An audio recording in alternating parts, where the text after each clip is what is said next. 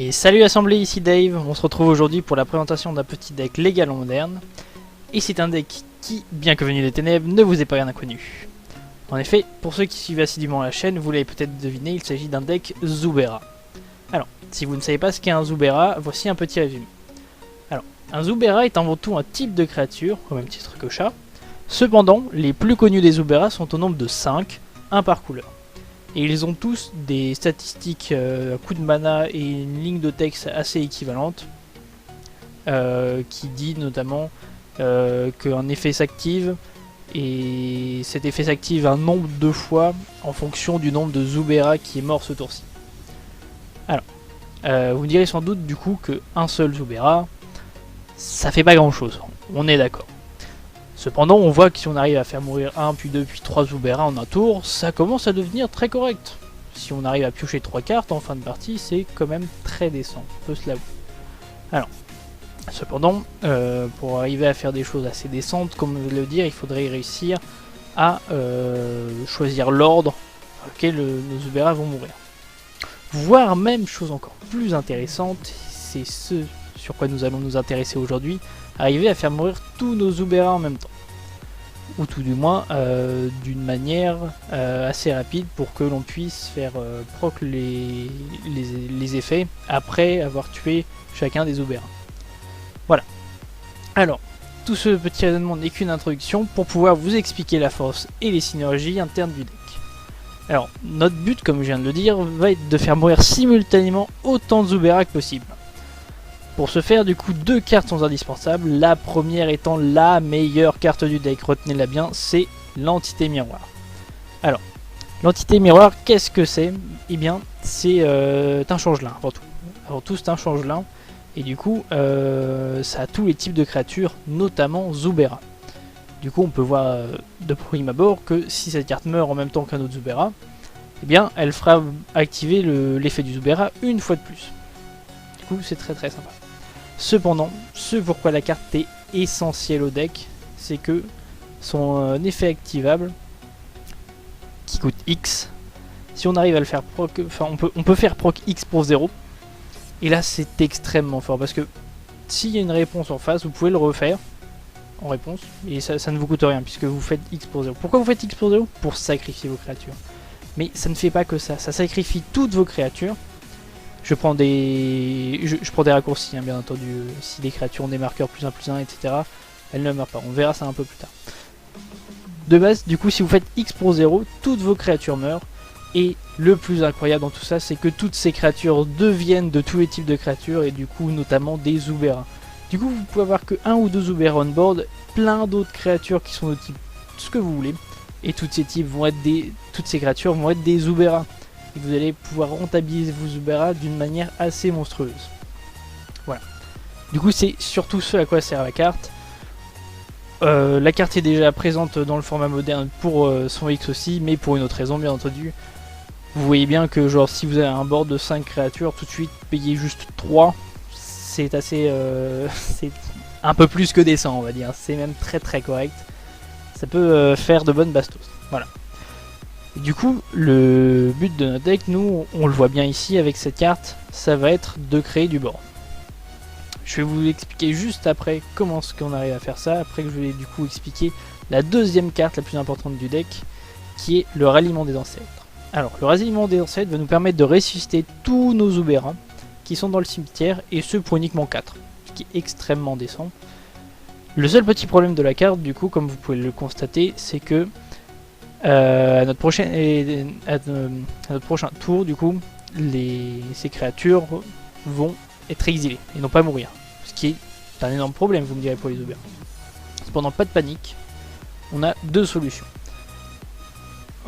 Très rapidement, les solutions, on en a plein d'autres dans le deck, vous le verrez, mais du coup, les 2 solutions ici présentes sont soit d'utiliser le changelin comme on l'a vu juste au-dessus, et du coup de payer 5, ou alors pour le ralliement des ancêtres, ou alors avoir déjà un changelin en jeu.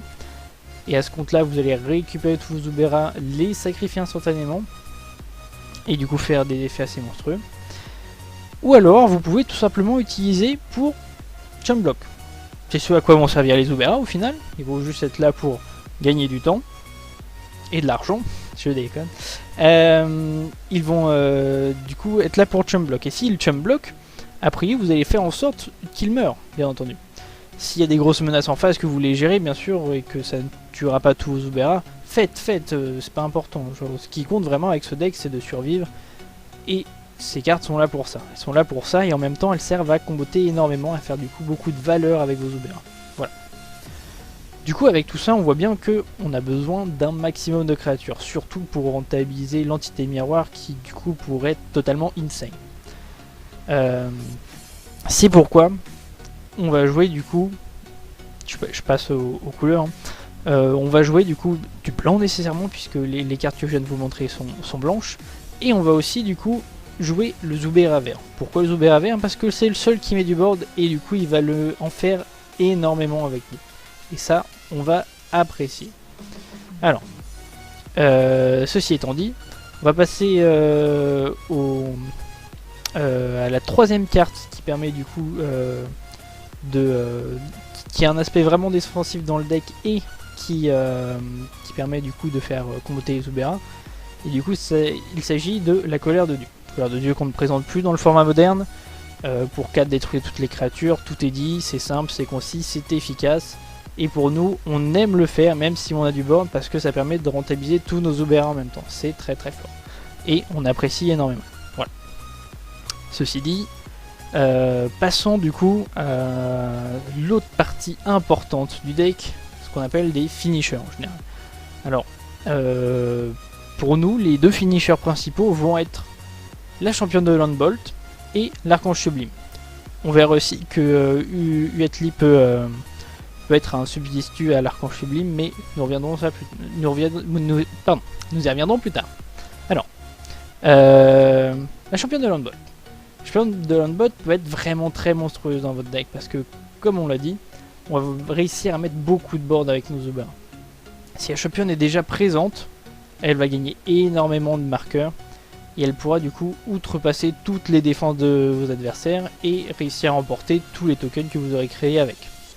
Du coup, c'est extrêmement fort. Vous considérez quasiment que vous doublez l'attaque de tous vos tokens. C'est assez impressionnant. Et vous pouvez faire passer du coup n'importe quelle créature. Si vous avez une entité miroir, je vous explique même pas le massacre. Voilà. Dernière petite chose, du coup, comme je l'ai déjà précisé auparavant, lorsque vous utilisez le X égale 0 de l'entité miroir, si au moins une créature du coup est arrivée après que la championne soit arrivée sur le champ de bataille, bien entendu, elle ne va pas mourir. Du coup, c'est à la fois un avantage et un désavantage. Un avantage, bien sûr, parce que si vous voulez créer beaucoup plus de tokens pour lui faire augmenter encore plus ses marqueurs, c'est extrêmement intéressant. Je parle bien sûr d'un cas où on fait un raise, on met la championne. On met la championne, on fait un raid et du coup on sacrifie toutes nos créatures, excepté la championne. Du coup, la championne est tout de suite monstrueuse. Voilà. Par contre, du coup, comme j'ai dit, c'est aussi un léger défaut parce que sur le raise notamment, vous ne pouvez du coup pas la suicider. Cependant, elle fait un extrêmement bon bloqueur jusqu'à votre prochain tour et ce n'est pas à prendre à la légère. Voilà. Du coup, deuxième finisher, l'archange sublime. Alors l'archange, quant à elle, c'est une carte assez chère, ça fait partie du haut de la curve de notre deck. 4 c'est très cher en moderne, on le rappelle. Cependant elle a un effet très impactant en on-board parce que 2-1 son body de base, 4-3 c'est assez insane. Et elle a le vol. Du coup elle passe très facilement au travers des défenses adverses, enfin, pour ce qui est créature en tout cas. Et du coup le fait qu'elle donne l'exaltation aux autres créatures permet totalement de contrebalancer le petit manque d'agressivité qu'avait notre raid. Voilà. Du coup c'est une carte qui est vraiment ici pour mettre des grosses bastos et pour finir la guerre. Si jamais on est obligé de la ressusciter avec le raid, encore une fois elle n'a pas assez hérité. Du coup c'est pour ça qu'on observe la présence du Geist. Le Geist dans le deck sert surtout à ça, à comboter avec l'archange, et il stickait très bien on board. Un peu comme le changelin qui a pour le même effet du coup de tenir vraiment le early game, bien que effectivement ses stats soient légèrement plus avantageuses au tout début, mais on préfère du coup pour activer des synergies avec les Zoubera. Voilà. Du coup, petit body sympa, une 2-2 pour 2. Ça ne mange pas de pain, mais ça peut nous permettre d'activer des synergies, c'est sympathique. Voilà. Alors, comme je l'ai dit tout à l'heure, Uatli peut faire grandement le café, et ce parce que pardon.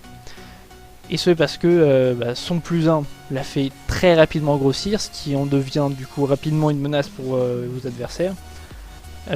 S'ils n'ont pas de gestion de Planeswalker directement, ça va au minimum énormément tanker. Et du coup voilà, du coup c'est vraiment une carte qui est très forte dans le deck, juste pour ça de base on se dit après. Sauf que voilà, son -1 est grosso modo équivalent à l'Archange Sublime. Voilà, on se dit tout, c'est équivalent à l'Archange Sublime, vous avez des créatures, sauf que là ces créatures vont pouvoir attaquer elles-mêmes, du coup c'est en fait même un cran mieux que l'Archange Sublime. Alors pour ça il faut du coup que vous ayez des créatures qui sont en mesure d'attaquer. C'est un setup à faire, c'est tout le but du deck. On se prépare, on se défend, on fait un board monstrueux et on attaque. Voilà. Du coup, Atli rentre parfaitement dans la construction du deck. Et sachant que son ultimate, du coup, étant reach très rapidement pour nous, grâce à la multitude de notre board, il est assez insane. Genre, c'est même, je dirais, godlike, dans le sens où toutes les ressources qu'on a pu dépenser pour se défendre en début de game vont être tout de suite rentabilisées dès qu'on fera la moindre utilisation d'un Zoubera vert sur un petit board quelconque et qu'on créera du coup une foule de tokens. Voilà, on va piocher, on va totalement se remplir notre main. Je ne suis pas encore arrivé au point où j'arrive à me meuler moi-même, mais il faut presque faire attention. Voilà. Du coup, c'est vraiment extrêmement fort et c'est pour ça qu'on observe la carte dans le deck. Alors, autre petite chose du coup, on va passer à repousser les ténèbres. Alors les repousser les ténèbres, pourquoi est-ce qu'il est là? Tout simplement pour temporiser, hein. Ça temporise, ça engage deux créatures, du coup elles ne pourront pas attaquer. Et on pioche une carte. Du coup très important de piocher une carte tant qu'on n'a pas eu Atli. Pour toucher les parties de la combo qui nous manque, j'appelle ça une combo, ce n'est pas une combo, on est d'accord. Cependant c'est une synergie extrêmement forte. Voilà. Dans la même idée, intervention héroïque permet tout simplement de gérer notre board et de pouvoir du coup temporiser encore une fois et de pouvoir du coup sacrifier les Zoubera que l'on veut en temps voulu. Voilà du coup ah pardon, excusez-moi grandement, j'ai oublié le meilleur piocheur du verre, j'ai nommé Collected Company. Collected Company, pareil, qu'on ne présente plus dans le format moderne. On invoque 2 créatures depuis notre deck pour 4. Et ce parmi les 6 prochaines cartes, c'est extrêmement fort. Sachant que du coup ça l'épure, ça ne prend qu'une carte pour en ramener 2, c'est vraiment extrêmement fort. Il n'y a que du coup l'archange qui n'est pas apte à revenir. Et ainsi c'est pour ça qu'on voit la présence que d'une seule Uatli, alors que on voit bien qu'elle est de base légèrement plus forte que l'autre. Voilà. À noter pour ceux qui ne le savent pas, que c'est un petit play qui n'est pas forcément évident de prime abord pour tout le monde. Du coup, si vous ramenez 2 championnes en même temps, ou une championne et n'importe quelle autre créature, il faut considérer en fait que, lorsque vous mettez 2 championnes, que chacune voit l'autre arriver en jeu, et du coup, chacune arrive avec un marqueur +1/+1 sur elle. Voilà. Idem lorsque vous faites des raids, genre si vous avez plusieurs championnes, elles verront chacune toutes les autres créatures à part elles arriver en jeu. Voilà. Elles se verront donc mutuellement. Il n'y a pas d'histoire de premier arrivé, on en met une, puis une autre, etc. etc. Voilà. Du coup, ça c'est pour le deck principal. On peut parler très rapidement de la mana base. Du coup, il y a légèrement plus de blanc dans le deck. C'est très anecdotique quand même, sachant que on a souvent besoin en début de game de 2 verts plutôt pour le le Geist. Et du coup le deck doit être vraiment équilibré en mana. Je n'ai pas les moyens de m'offrir les magnifiques fetch que vous voyez dans le deck. Cependant je les mets pour essayer de vous montrer à quoi la liste optimale est censée ressembler. Voilà. Alors ensuite on va passer à la side. Alors, pour ce qui est de la side, on va pas se mentir, les vrais decks combos pour nous sont un calvaire assez immense.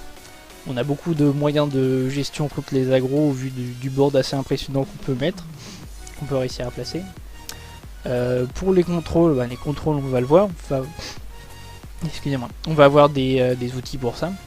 Et par contre pour les combos, je dois vous avouer que il faut plutôt oublier ces match-ups, oubliez-les. Le deck est avant tout fun, on le rappelle, le deck est fun, il n'est pas viable pour prétendre à faire un podium à chaque Grand Prix. C'est pas du tout l'optique du deck, ici on est là pour s'amuser tout en restant assez compétitif. On veut très largement postuler à prendre des BO, des games de temps en temps, mais il ne faut pas s'attendre du coup à gagner un major avec. Voilà. Du coup, qu'est-ce qu'on va avoir contre les contrôles, on disait. Alors contre les contrôles, vous pouvez voir du coup ces magnifiques voiles d'automne qui sont assez oubliés en général des joueurs et qui pourtant font extrêmement le café. Du coup on rend incontrable et intargetable, c'est contre le bleu et le noir uniquement, mais c'est très très fort. On ne s'en lasse pas. De même Uatli qui est là du coup pour piocher, rentabiliser avec son ultimate et du coup l'archange étant un peu plus sensible en général au deck contrôle que Uatli, on va préférer du coup cette fois une Uatli qui est un Planeswalker. Des Cassartos et enchantements qui sont très prompt au vert. Tout simplement genre si besoin on est, que ce soit contre des Affinity ou je ne sais autre. En général, même ce qui est intéressant, c'est, j'ai pas une expérience extrêmement importante du moderne, mais tout deck en général a des petites choses à rajouter à la game 2, etc.